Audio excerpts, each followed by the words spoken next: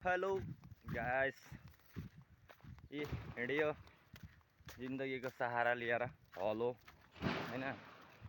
हलो लिएर हिँडियो आज आलुबारी मजा खनिन्छ। आलुबारीमा डेङ उठाउनु छ ठक्क हैन।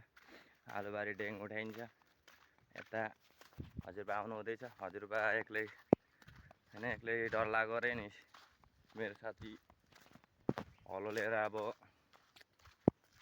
जोतिन्छ। हलो जोतिन्छ हैन, तानिन्छ। हलो ल्याएर यसलाई यहाँ ठक्कै राख्ने हो। यस्तो गरेर खोली तानेपछि अब यो छेउछेउको माटो उठाइदिनु पर्छ। माटोको उठाइदिएपछि अनि यसलाई तलबाट पानी लगाइदियो, सरर पानी। यसरी हो आलु गोड्ने हैन आज। कति जति फल्छ लु भन त। 2 क्विन्टल चोख्खो 2 क्विन्टल फल्छ है। यो हो आलुबारी अहिले गोडेको हैन। हलोले तानेको ठक्कै उहाँ हजुरबा त्यस्तो ताले गोडेपछि ठिक्क 2 क्विन्टल चोख्खो 2 क्विन्टल फल्नु पर्यो। कतिवटा छ? एउटा, दुईटा, तीनटा, चारवटा, पाँचवटा, छवटा, सातवटा, आठवटा, 9, 10, 11, 12, 13, 14, 15, 16वटा खोली।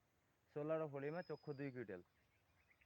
2 क्विन्टल फलेन भने 2 क्विन्टल फलेन भने चाहिँ हजुर 2 क्विन्टल फलेन भने चाहिँ